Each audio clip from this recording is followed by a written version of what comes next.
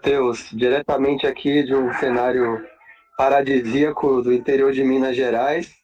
Vamos falar de um cenário não tão paradisíaco quanto, que é o cenário do Vitória de Thiago Carpini na véspera da sétima rodada? Sétima rodada do Ótima rodada. Brasileirão contra o Ceará fora de casa. Jogou no sábado, né? Amanhã contra o Ceará de Léo Condé. E o tema do vídeo é praticamente um ano depois, o Vitória encontra o Léo Condé, que fez história no clube na Série B. Olha o pequeno aí querendo participar já.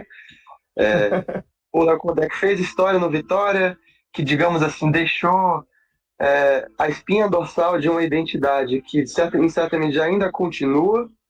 O Vitória nunca se dissociou da identidade que ele começou a construir com o Léo Condé, de ser um time objetivo, ser um time que gosta de transições rápidas, né, que tem certa dificuldade para construir o jogo. Ao longo das últimas semanas a gente tem falado bastante, não só a gente, mas os outros canais também têm discutido muito sobre o quanto que o trabalho de Thiago Carpini evoluiu, esse dilema sobre ser reativo, sobre querer a bola.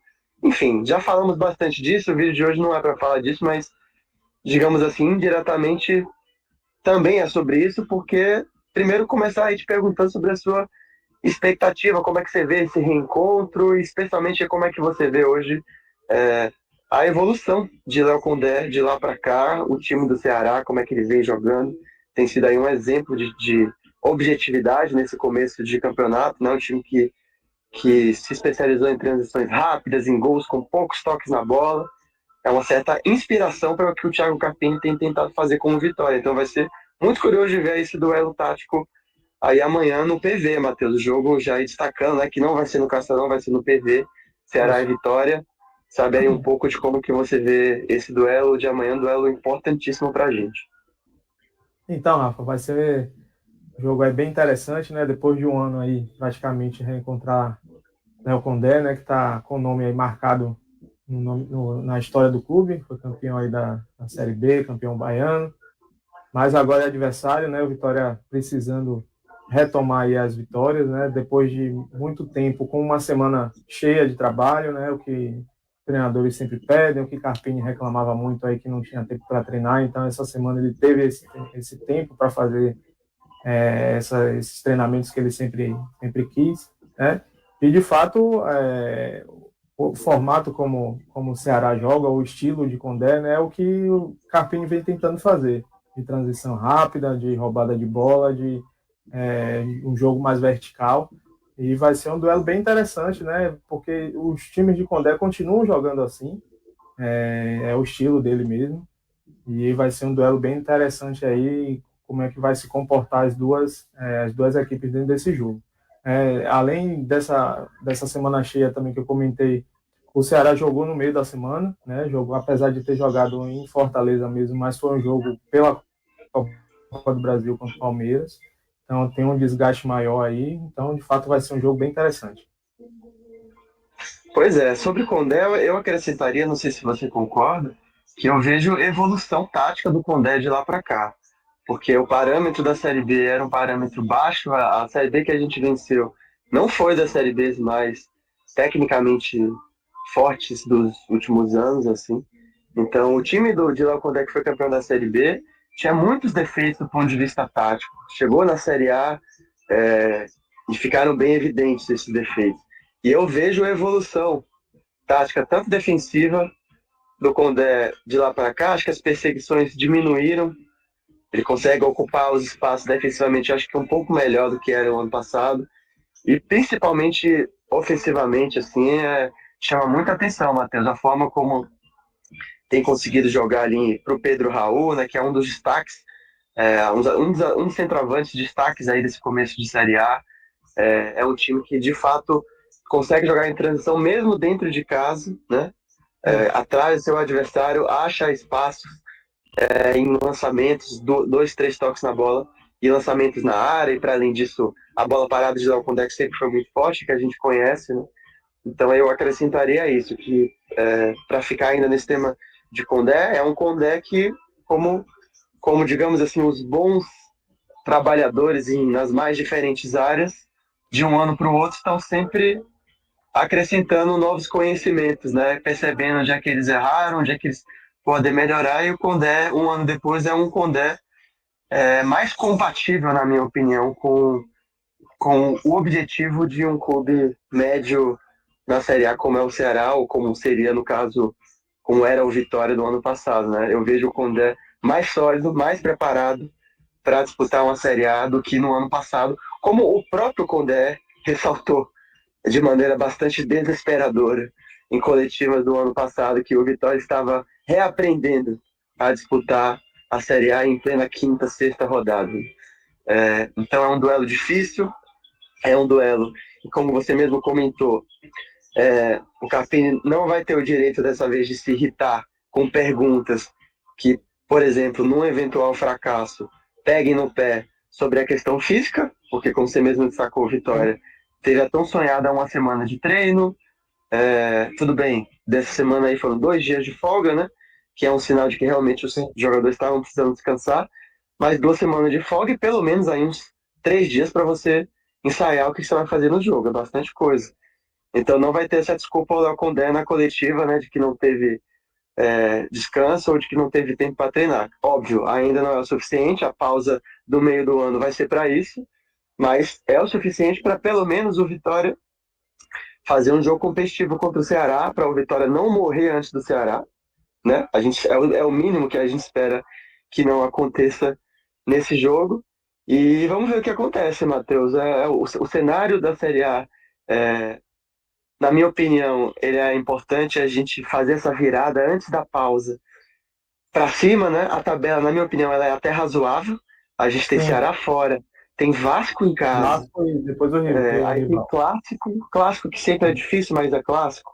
E o Santos em casa, que também está numa fase ruim. Então a tabela, para padrão Série A, é uma tabela boa, Matheus. É Se a gente considera favorável. também o Grêmio, né? O Grêmio fazia parte dessa tabela favorável e a gente precisa aproveitar melhor aí, pelo menos não sendo derrotado para o Ceará amanhã. Mas agora, seguindo aí o vídeo, a gente fala um pouco sobre campo e bola, né? A gente sabe que PP e Zé Marcos não foram relacionados. Então a gente tem aí o desfalque do zagueiro titular, do nosso único zagueiro canhoto, que é bastante Que vinha em preocupante. crescimento, em evolução, né?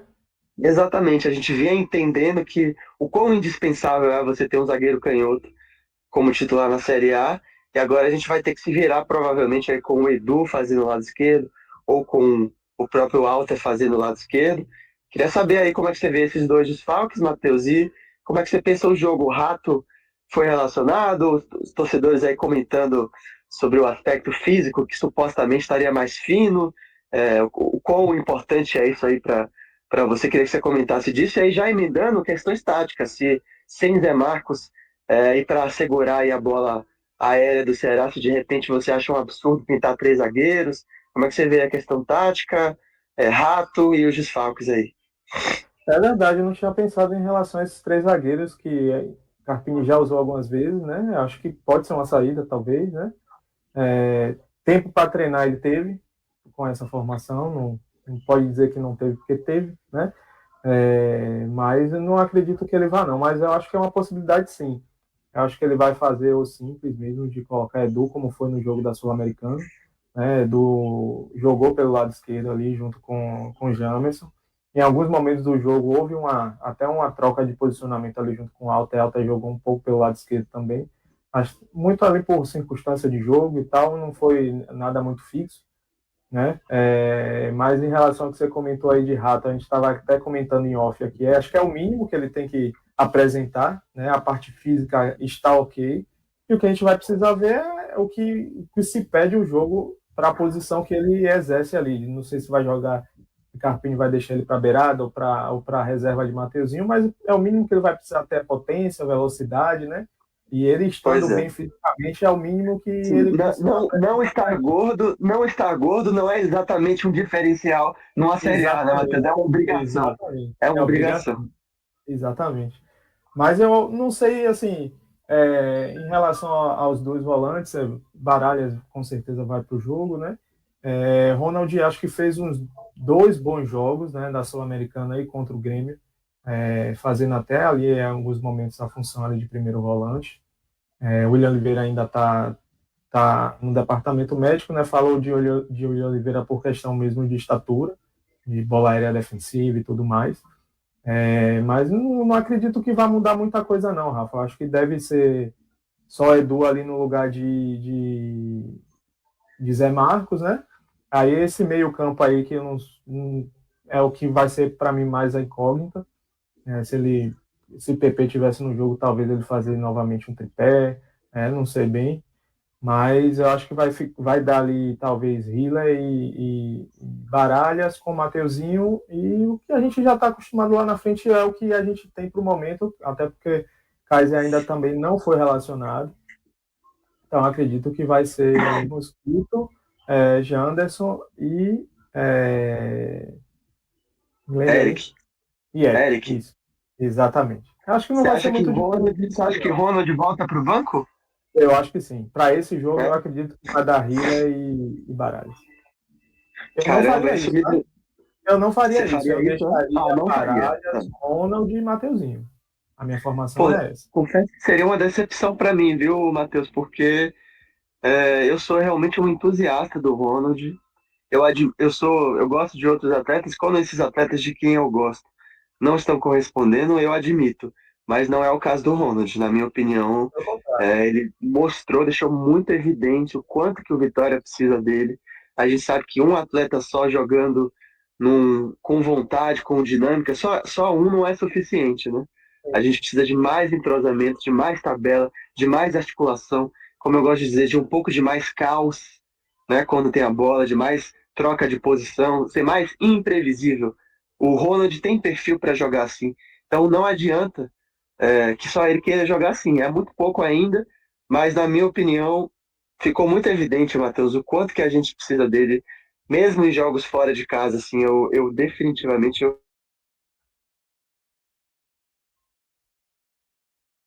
admito. Espero que não aconteça isso, confesso. Assim, o Ronald ele tem a versatilidade, né, Rafa, de você quiser colocar ele lado a lado junto com o Baralhas, ele vai fazer o segundo volante com o Mateuzinho na frente. Ou se você quiser inverter o tripé de deixar só o Baralhas de um lado e ele fazer lado a lado com o Mateuzinho, ele também vai fazer, né? Então, é Aham. um cara versátil que a gente precisa que tenha, que esteja mesmo no campo, que vai dar dinâmica no jogo. Se precisava, como eu falei, para marcação ali junto com o Baralhas, ele também vai fazer muito bem. Então, eu acho que é um cara que precisa estar jogando sempre, né? E a saída dele do time foi de uma forma inexplicável, como a gente já comentou aqui em outras vezes, né? É isso. E ele precisa retornar e ele precisa jogar mesmo. Seria a segunda vez que ele teria uma sequência interrompida num bom momento, Matheus. Por É favor, verdade. peço que isso não aconteça. É muito injusto com um atleta só. Eu espero que não aconteça mesmo, né? É o meu sentimento que eu acho que acredito que vai dar Hiller com Baralhas, mas espero estar equivocado. Pois é, vamos ver então, aguardar qual que serão os 11 do Vitória. Você pinta alguma surpresa, tanto de ponto de vista de escalação como tática, ao longo da semana, né? Porque o próprio Capini vinha dizendo que, em termos de articulação para treinamento, para ensaiar jogadas, conceitos, vinha tendo pouquíssimo tempo. Então, se ele quer ensaiar alguma coisa nova agora que ele pode, né? É o momento Sim. da gente perceber isso. E aí, para fechar. Vai ser curioso observar, Matheus, quem é que vai ser mais bem sucedido em entregar a bola para o adversário. Porque o Ceará joga em casa, mas gosta de dar a bola para o adversário. Vitória, dentro de casa e fora, tem marcado muito em bloco médio ali para até baixo em alguns momentos. Então vamos observar aí como é que vai ser esse contexto, se o Vitória realmente vai dar a bola para o Ceará a maior parte do tempo ou se vai surpreender aí com mais agressividade. A gente tem cobrado nas nossas lives uma diferença entre ser reativo e ser passivo, né? Que o Sim, Vitória sim. queira jogar passivo, tudo bem, mas jogue de forma. Não, que o Vitória queira jogar reativo, tudo bem, Negativo. né? Mas seja reativo com agressividade, seja reativo enxergando ali as brechas quando o adversário toca para trás, o famoso ali gatilho de pressão, né? Tenha gatilho de pressão, saiba os momentos de pressionar a bola, de ser agressivo. Isso é diferente de abdicar da reatividade, né, Matheus? A gente tem falado muito sobre isso, convidamos até o pessoal que está assistindo o vídeo a assistir as nossas lives, está muito interessante as nossas últimas lives, modéstia à parte. Temos A falado gente muito sobre conseguiu essas questões entender algo aí disso. digamos assim, mais conceituais do futebol, né? Que é importante também para além do campo e bola. Então, vamos observar esse duelo tático com Dé e Carpini no jogo de amanhã e que dê vitória, né? Que seja aí a manutenção de uma sequência sem perder e com a quebra dessa também sequência de jogos sem vencer, né? Cheio de empate por aí. Vamos ver se a gente vira a chave para pegar o Vasco ali. Eu estarei no Barradão na véspera, na verdade no Dia das Mães, né? Uhum. Vitória e Vasco, então espero que eu vá ao Barradão em clima de positividade, Matheus. É isso aí. Vamos precisar retomar aí esse caminho das vitórias, né? No meio da semana também já tem jogo no Barradão pela Sul-Americana. E aí, quem sabe, Bem engatilhar lembrado. aí duas vitórias seguidas para pegar o Vasco aqui em alto astral, né? E continuar aí a sequência de vitórias.